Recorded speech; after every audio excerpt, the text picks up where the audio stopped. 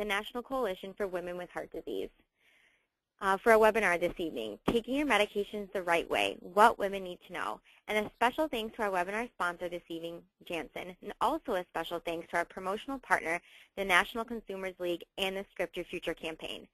I'm Emily Swartz, Senior Associate of Public and Patient Programs for Women Heart, and next to me is Eva Maciejewski, Manager of Communications and Marketing. Tonight, Dr. Nappi will be presenting this webinar. She is a Professor of Clinical Pharmacy and Outcome Sciences and Associate Director.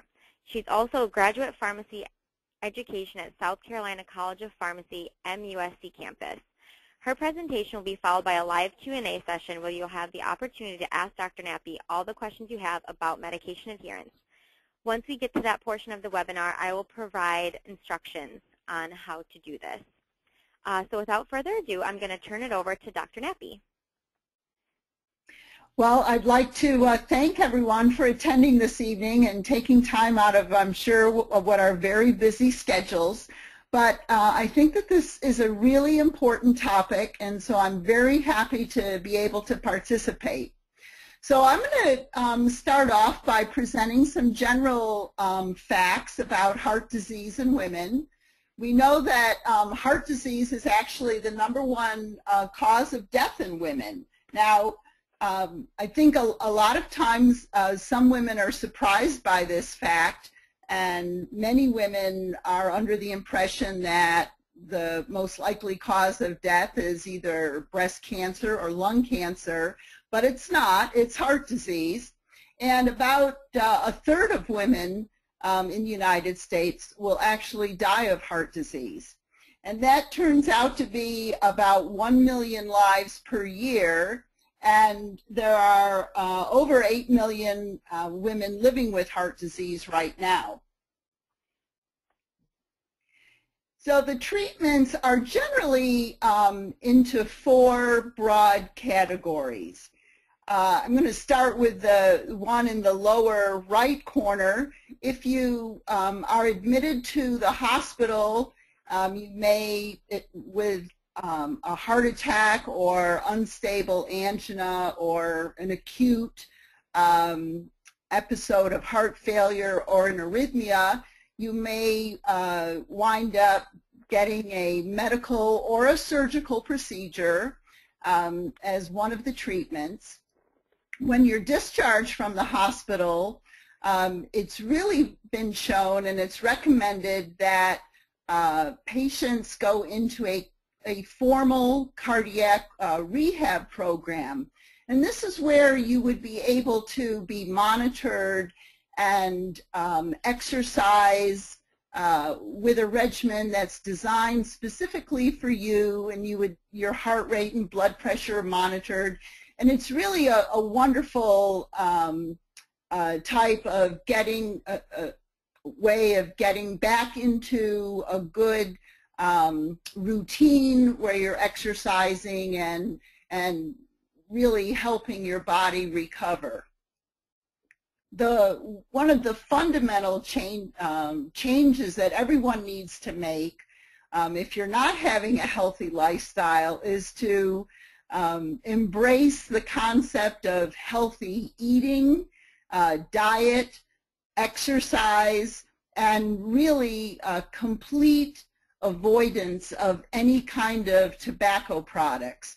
So those are the main lifestyle changes that any woman or man who has heart disease should consider. So trying to get to an ideal body weight, which is difficult, as I think everyone knows, but trying to get some degree of exercise. It's really recommended that you try to do 30 minutes of exercise 7 days a week at a minimum. If it means going to the mall and walking around, or when the weather gets a little bit warmer, you can go outside and walk, but some good aerobic exercise, and that will really be helpful to lose weight. And again, I can't emphasize enough the need to completely avoid any kind of tobacco products. And that includes secondhand smoke. So if you live with someone who's a smoker, that smoke can actually adversely affect your health as well as the other person's. And then lastly would be medications, and that's pretty much what we're going to be focusing our discussion on tonight, because medications are certainly one of the mainstays of treatments for all kinds of heart disease.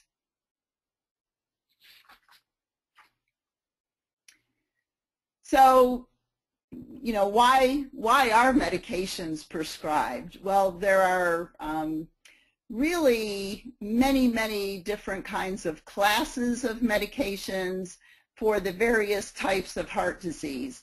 And so I'm going to talk about the most common ones. You may find that you're on medications to either lower your blood pressure or lower your cholesterol, because high blood pressure and high cholesterol are both major risk factors for developing coronary disease. So if we can treat these diseases with medications before the coronary arteries become clogged, well, then we're going to be that much better off. Many of you may also be on medications for diabetes. The diabetes is also considered one of the major risk factors for coronary artery disease. We have some medications that would be used to actually help relieve the symptoms of chest pain, or angina would be another descriptor for that. So they actually help your heart do its work without developing that chest discomfort. Again, our cholesterol medications help slow or stop the buildup of the plaques that develop in your coronary arteries. Some of you may be on drugs that we call anticoagulants or antiplatelet agents, and those are the types of drugs that help prevent blood clots from forming either in the heart, in the coronary arteries, or in some of the other arteries throughout the body. If you have an irregular heart rhythm, we have several different classes of drugs that are called antiarrhythmic agents, and so those drugs will help regulate your heartbeat so that it beats in a normal, steady rhythm, not too high and not too low. We have some medications if you have had damage to your heart where you have heart failure. We also have many classes of medications that will help with the function of the heart and help the heart pump the blood throughout the body. And by taking many of these medications, what we're hoping to do is delay or perhaps even avoid the need to have surgery or a hospitalization. Okay, so I think great, Dr. Nappi. Thank you so much. We are going to get started on our first poll question. So what I'm going to do now is broadcast a poll question, and you are going to select the answer that best relates to you. So I'm going to read the poll question to you. How many of you are currently taking medications to prevent or treat heart disease? I'm going to go ahead and launch the poll now.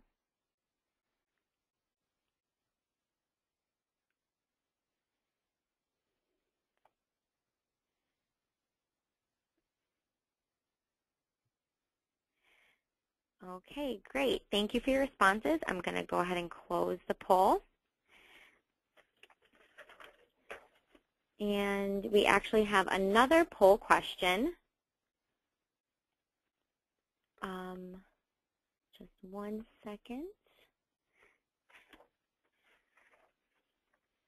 Okay. So our second poll question is going to be, how many medications for heart disease do you take? I'm going to go ahead and launch that.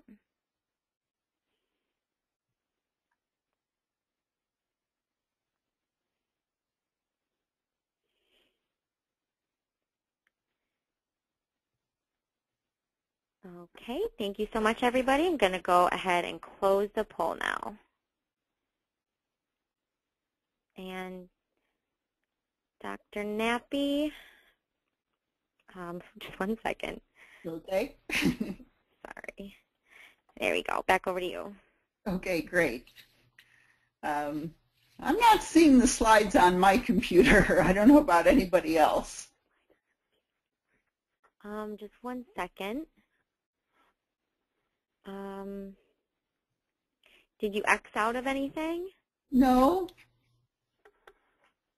I have paper copies though, so I can continue on. Okay, well, we're going to figure this out because it appears that no one can see the slides on their screen right now.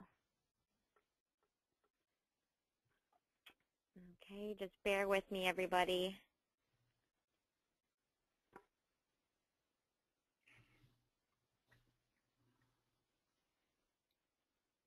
Can you see them now? No. No.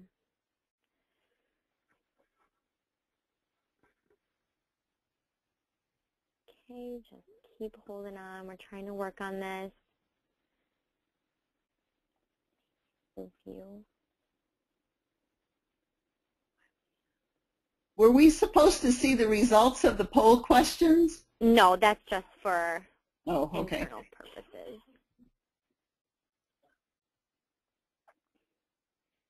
Well, while you guys are working on getting the slides back up, I think I'll go ahead and continue. Okay. And hopefully you'll be able to get the slides shortly. Perfect.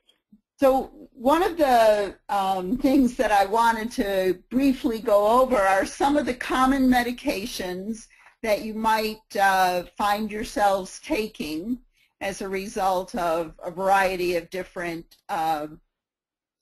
diseases of the heart.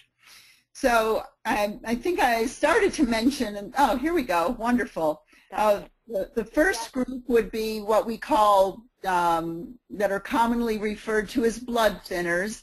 Another name for those would be anticoagulants.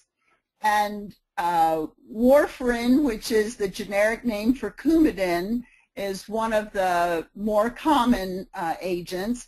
But we have some new agents as well, rivaroxaban, apixaban, or dabigatran. These are all drugs that are commonly used, particularly if you have a rhythm that's called atrial fibrillation. And if you watch television, you've probably seen some commercials about some of these newer agents, but they help prevent strokes. Other drugs that are similar but a different classification are called antiplatelet agents. And again, the most common one is aspirin, but there are others. Again, I'm using generic names, so they're a little bit harder to pronounce, but clopidogrel, ticagrelor, or prasugrel. And these antiplatelet agents are most often used in individuals who have coronary disease, and especially if you have received a coronary artery stent, one of the metal devices that helps keep your coronary artery open. Other common medications might be a group of drugs called beta blockers. They're used, again, oftentimes for women who have arrhythmias, but they're also used for patients with heart failure. And so beta blockers are drugs that sound like metoprolol, carvedilol, or bisoprolol would be some examples. Statins are the drugs that we use to lower cholesterol. So again, some of the generic names are simvastatin, atorvastatin, or rosuvastatin. Then there are other drugs that also help lower our cholesterol or triglycerides, but they're not statins, but they're other types of lipid-lowering agents, drugs like fenofibrate, ezetimibe, or niacin.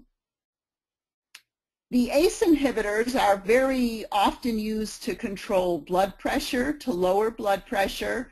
They're also used in patients who have heart failure. So the ACE inhibitors are drugs that they end in pril. So drugs like lisinopril, enalapril, or ramipril would be examples of ACE inhibitors. ARBs are called, it stands for angiotensin receptor blockers.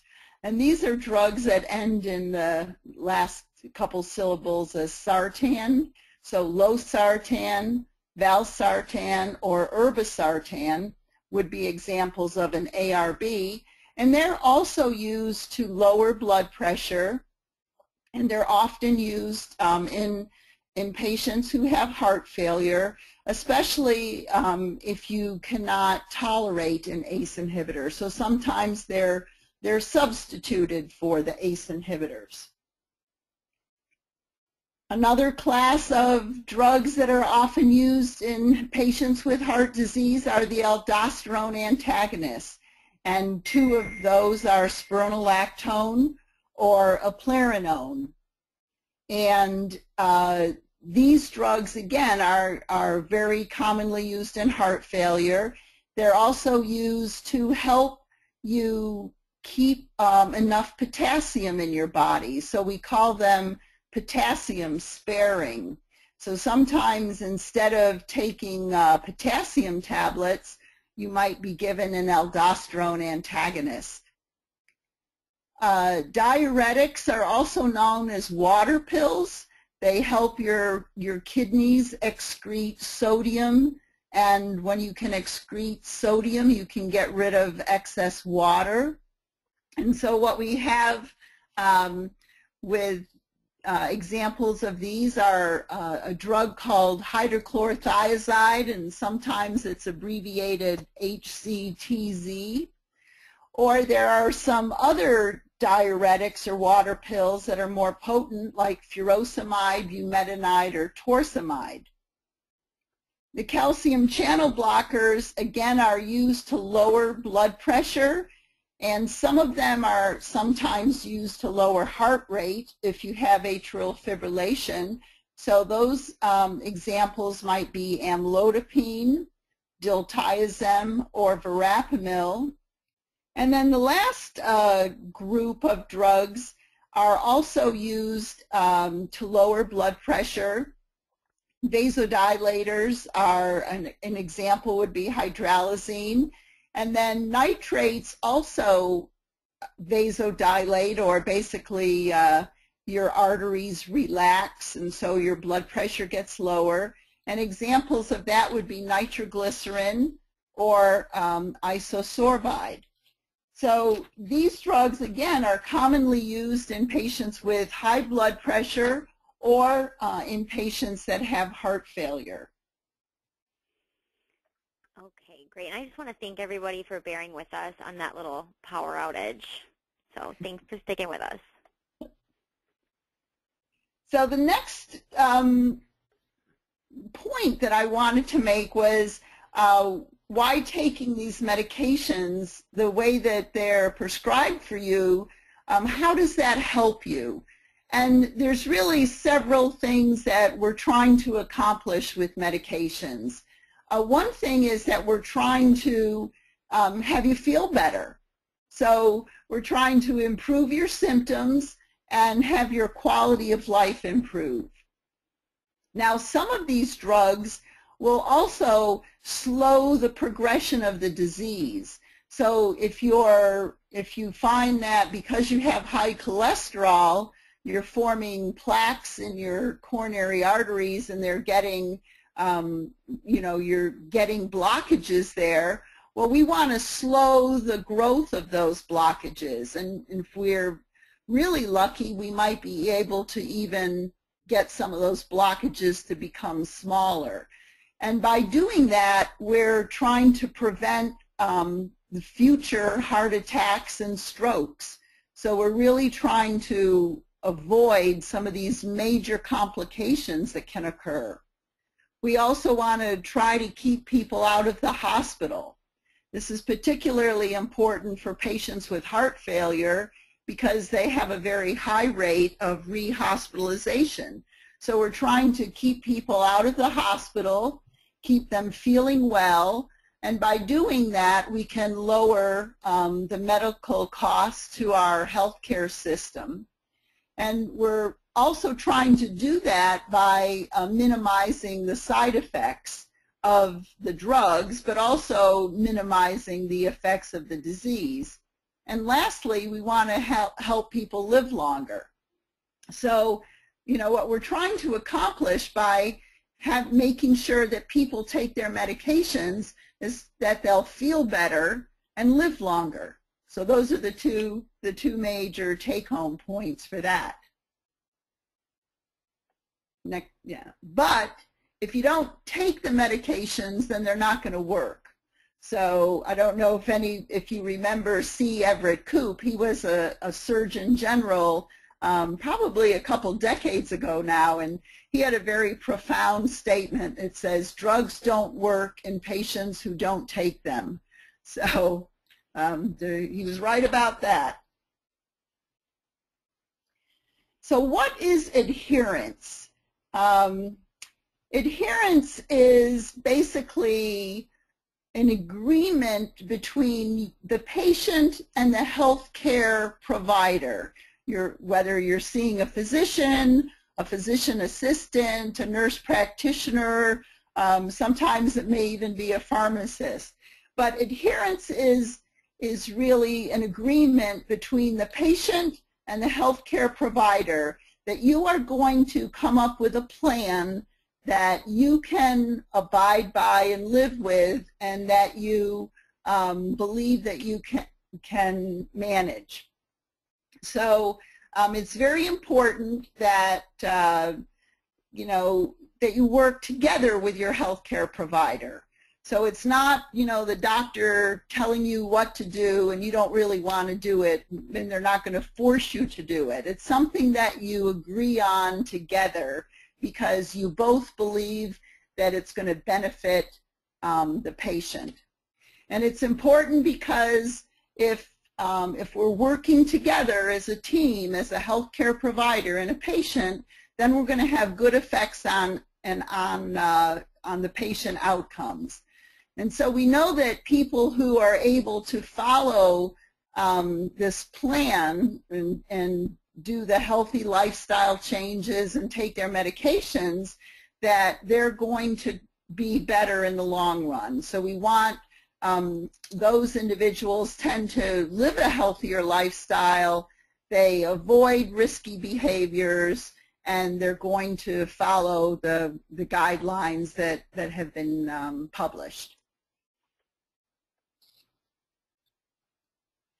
So what we want people to do then is to take medications as they're prescribed and as they're agreed on, and that includes taking the right amount, so the right dose, at the right time. Sometimes the medications work better if you take them at night. Sometimes you should take them in the morning. That's going to vary depending on the medication, and it might also vary depending on your symptoms.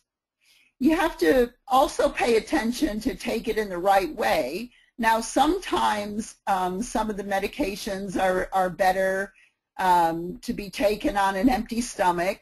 Sometimes they work better if they're taken with a meal.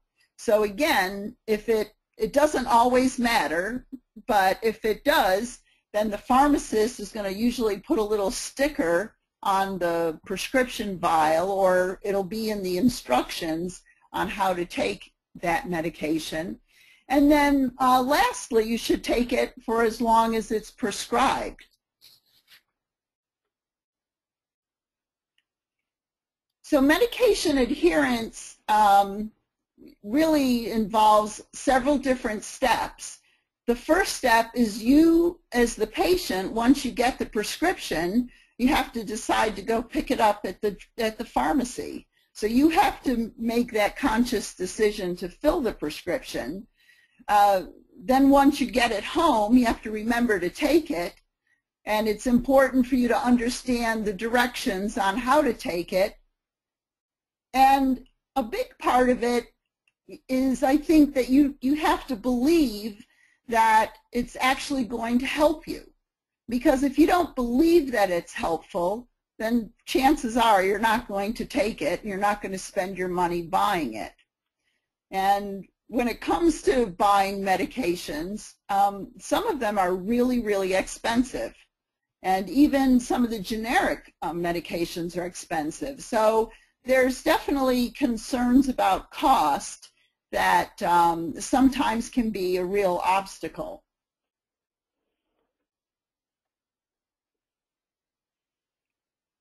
So here are just some things that you might have thought yourself, or you may have heard someone say, a family member or a friend. They may say that the medication makes them feel worse. A lot of people find that it's difficult to go to the pharmacy, or they don't have time to pick up their refills. They feel better, so they stop taking their medicine, or they shouldn't need to take medicine because they feel that they're too young, or maybe they feel that they're too old and it won't do any good. And a lot of people, as I said before, can't afford it, and they're not convinced that it's really helping.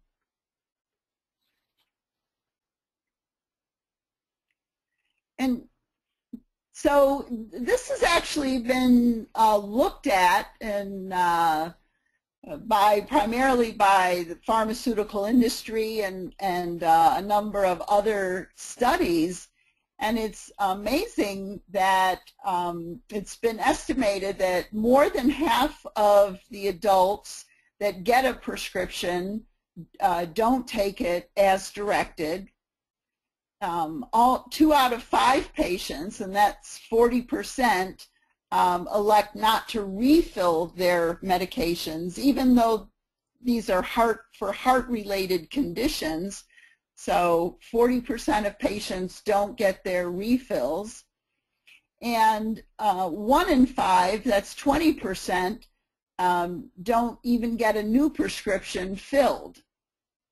So it's really kind of disheartening in a way, because we have found that the rates of patients taking their medication really drops off after the first 6 months of starting therapy. And this happens more often with chronic diseases, and especially for drugs like the blood pressure lowering medications and the statins for cholesterol, that the adherence really drops off after about 6 months. So here's a graph that shows these data. So in the blue line, we have the cholesterol medicines, and you can see that at 3 months, only 60% of the patients are taking the medicine, and by the end of 1 year, that drops off to about 40%, and it's even lower for people that are on blood pressure medications. So the ones for blood pressure are in the red line. So again, it's just showing that with chronic diseases, people tend to stop taking their medicines. And perhaps one of the reasons is that taking high cholesterol and high blood pressure are not necessarily diseases that you can feel.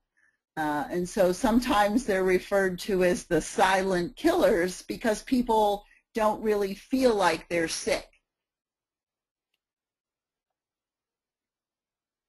So what are the consequences of not taking the medications?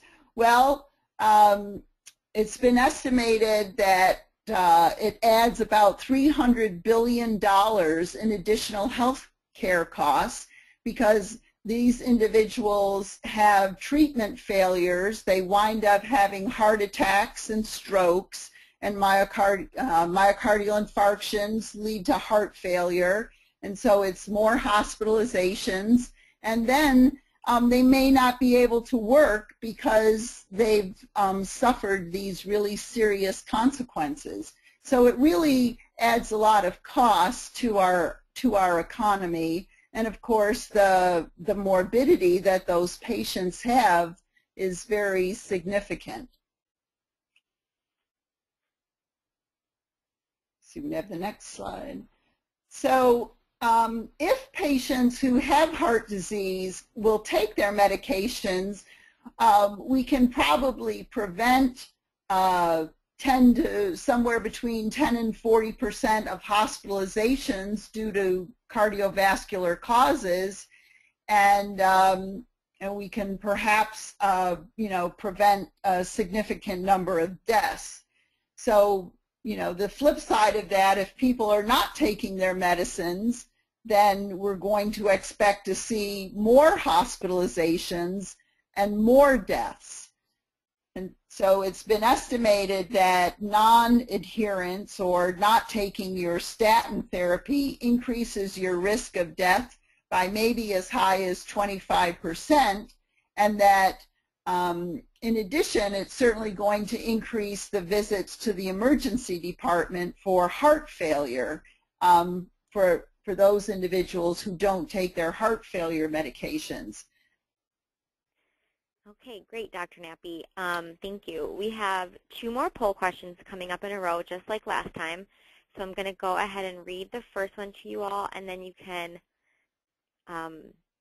just pick an answer. And so the third poll question is, have you ever decided not to fill a new prescription?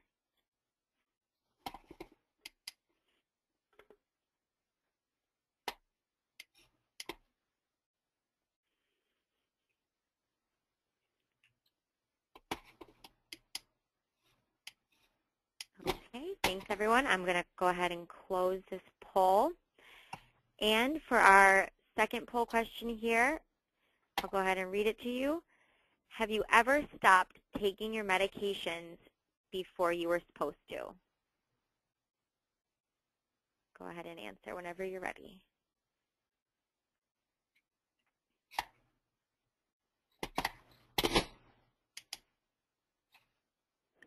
All right, I'm going to go ahead and close the poll.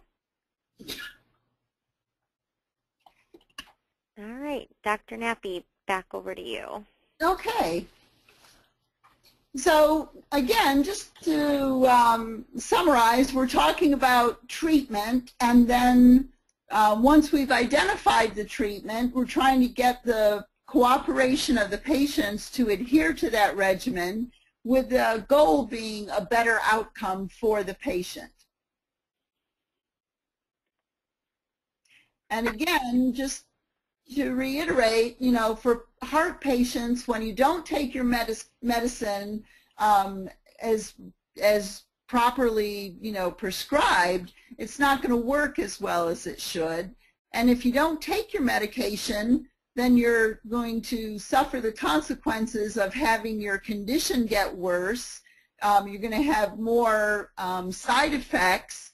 You could increase your chance of having a heart attack, a stroke, or a hospitalization, and you are very likely to probably die a lot earlier than you would if you were taking your medications. Now, I think everybody realizes that this is not an easy thing to do. We're asking people to take medications for years and years and years, probably the rest of their lives. I know that the patients that I see, some of them are on as many as 20 different medications, and so it can be very, very complicated with different times of the day, and, some are taken with food, some are taken on an empty stomach. And it can be really daunting. And so there's also, the more medications you take, there's the potential for drug interactions and side effects. And so I really understand, and I think we all do, that this can be really very difficult, very confusing, and very overwhelming.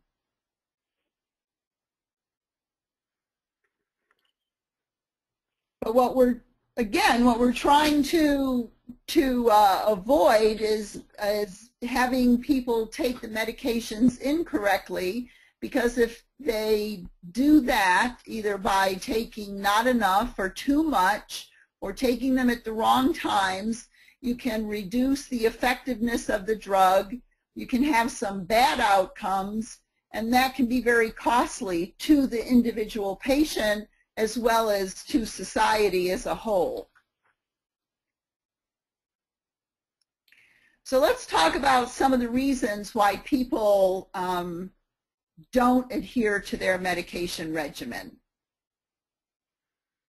Well, probably the first reason is you forget. I mean, everybody's, busy, and so they just, you forget. Everybody forgets.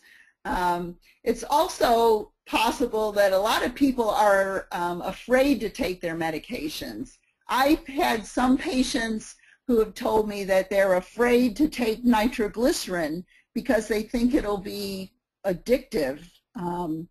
And so they're really afraid of side effects, some of which are real and some of which are not real.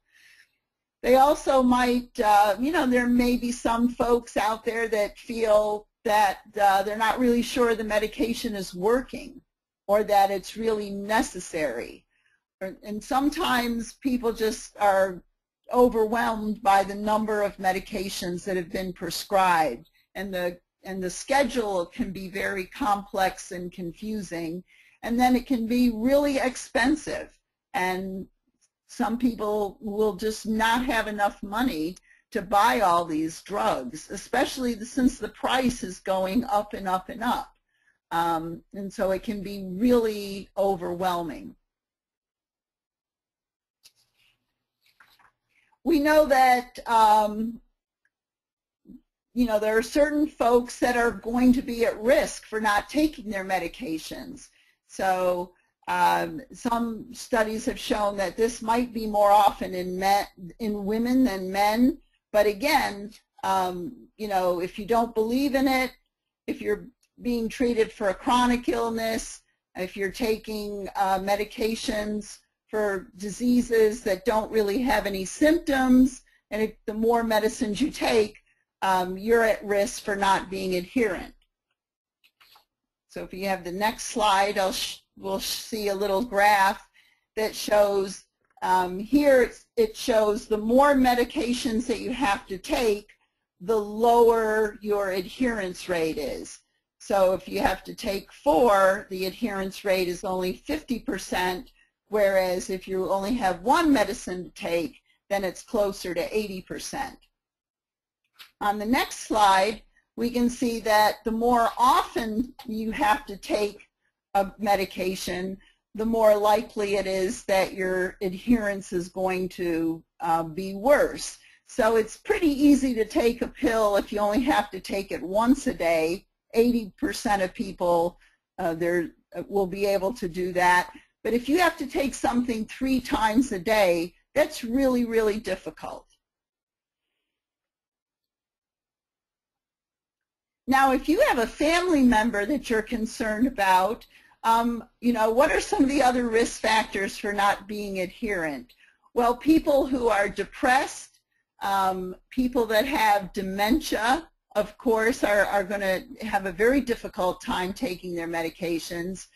People who have had a bad event during treatment, or if there's not a good trusting relationship between the physician and the patient, that can be a problem as well. If you don't have insurance or drug coverage with your insurance, that can be a problem.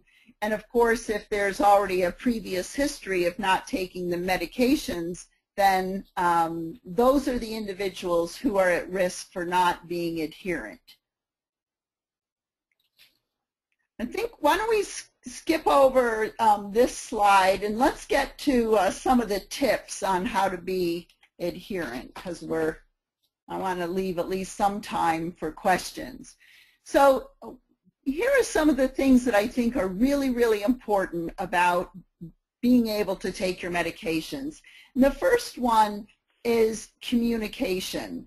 And whether it's your physician or one of the nurses or one of the pharmacists, you need to make sure that you understand why you need the medication.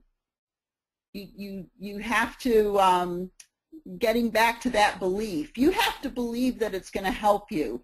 If you don't believe that, then you're probably not going to take it. So make sure that you have someone explain why that medication is being prescribed. And then make sure you understand how to take it. You know, are there any certain conditions where it will work better? Do you need to take it with food? Do you need to take it without food? Ask if there's anything to avoid in terms of drug interactions, or there's a lot of drug-food interactions.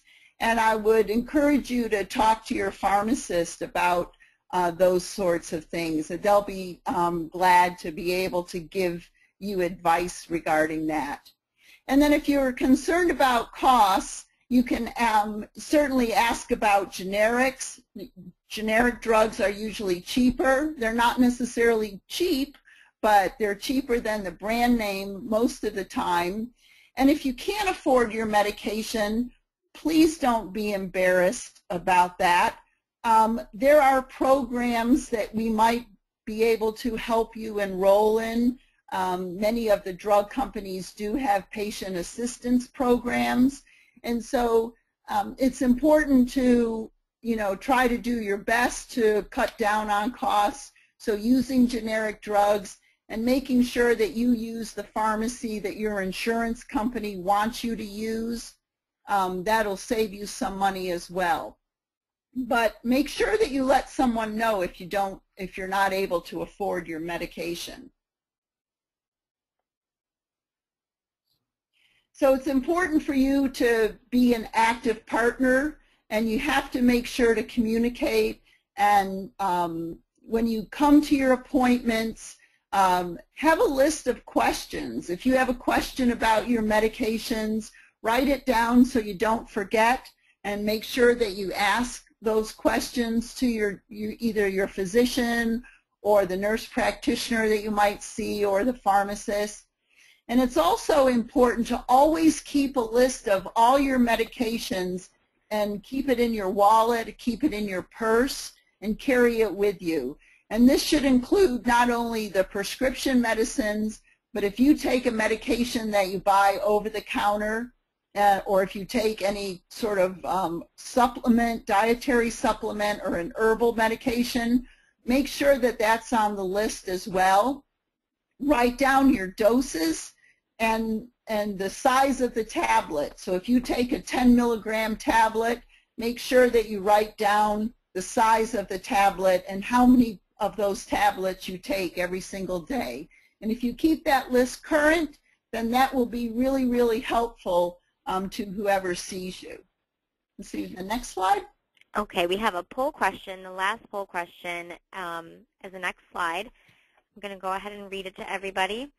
How often do you review your list of medications, over-the-counter medications, or supplements with your healthcare team? I'm going to go ahead and launch this.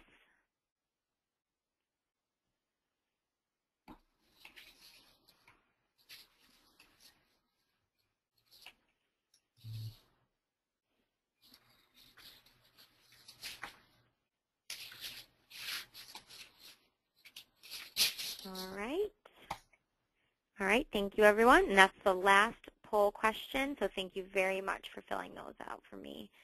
Dr. Nappi, you can go ahead. Okay. All right, so again, just to continuing on with our theme of what are the tips, you know, making sure you have your list that you're going to bring to the physician's office, and make sure that you bring that every time. Other ways to help, I think people are not seeing the slides again, at least Yeah, I'm not. I'm actually seeing that right now. Okay. It's something with our software, but you can continue if you want. Okay, I will. It's important to have a routine that you stick with, and I would really encourage you to use a pill box. I know that they're relatively inexpensive, and they can be as simple as just a little pill box that has one little box for each day of the week, or they have more sophisticated ones where they'll have not only a box for each day of the week, but morning, you know, afternoon, and night. You know, they might have 3 or 4 rows. And if you have a pill box, you can use that. And let's see, I think can you move up to the next slide? Do you see it now? Yeah. So there's a little picture of a pill box to the side of that slide, and that way you can set up your medications a week at a time, and you can see whether or not you've taken it. So it's a real great reminder. I use a pill box, and I think they're really fantastic. The next slide will have a couple of tips, and that is, if you feel like your medication is giving you some kind of adverse effect or side effect, don't hesitate to call and report it right away. Now, it could be something that's really serious and we would need to stop the medicine, or it could be something that maybe your body will become tolerant to. But it's always important for you to make sure that those side effects get reported. And let's see, we go to the next slide. It's also recommended to use one pharmacy for your medications. And the reason for that is that way the pharmacist can check and look for drug interactions. If you get half of your prescriptions at one pharmacy and the other half from a different pharmacy, it's very difficult for the pharmacist to double check and look for drug interactions. So again, let your pharmacist also know what over-the-counter medications you're taking, so they can take those into consideration as well. And try to keep your medication in the original container with the label, unless you're putting it in your pill box. But also keep the rest of it in the original container. And it's usually when you go to your appointments, sometimes it's really helpful to bring your bottles in as well. And that way we can actually look at them and make sure everybody's on the same page. It's very important to continue to take your medications and not to stop them without, you know, talking to your physician. Sometimes you can actually get a very serious rebound effect by very quickly stopping the medicine. So we know that, for example, if you stop taking an anticoagulant, your risk of stroke goes up right away. Or if you stop taking your blood pressure medication, your blood pressure will sometimes go very, very high very quickly. So it could be dangerous to actually stop taking your medicine. And if you have any concerns at all, again, please make sure and voice them so that they can be addressed.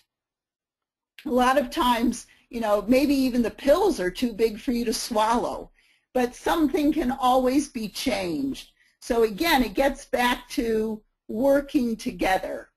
So make sure you get your refills way ahead of time. Don't wait until the last minute because you never know, some kind of an emergency might pop up.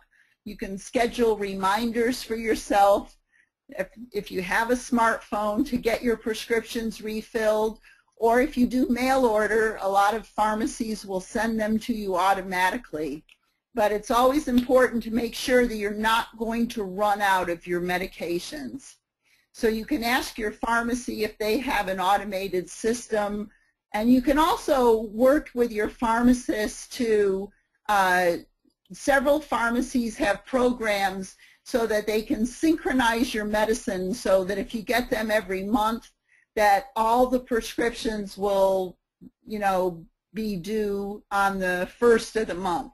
So you're not running to the pharmacy every week to get a different bottle. So you can ask your pharmacist to help you with that so that all of your prescriptions will be ready on the same day. And that'll make it easier for you. And let's see. I think we have maybe just one more. We're getting close to the end. This will be the last slide. Okay.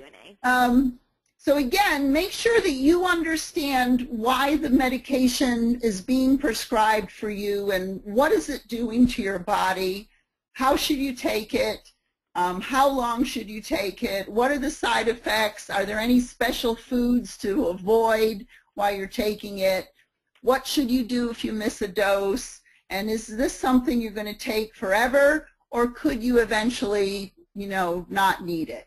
So those are all the kinds of questions that, if you have those questions, again, write them down and make sure you get your questions answered, because this is a team effort, and you have to be part of the team as well as your healthcare provider. So I think the next few slides just have some resources that are available to you on the internet.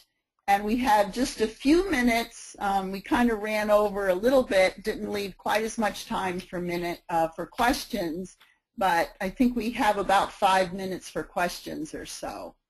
Yep, thank you so much, Dr. Nappi. That was very informative. So I'm sure you guys all have questions for Dr. Nappi.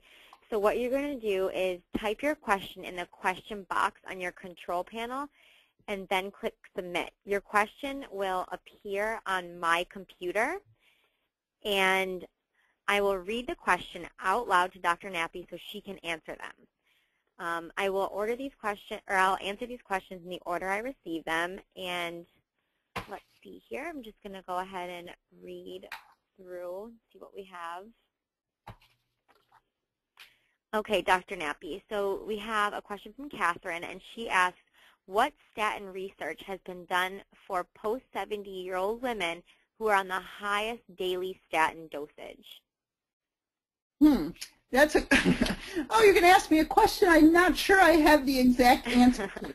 I have to say that in general, women have been underrepresented in the clinical trials. And I would have to go back to the primary literature to see if, in fact, there are any specific data regarding, women of that age. I can tell you that the most recent guidelines do recommend that for patients that are over the age of 75, that the moderate dose of statins is what is recommended now. So not necessarily the highest dose statins. But, go ahead. But in general, I think women have been underrepresented in the trials.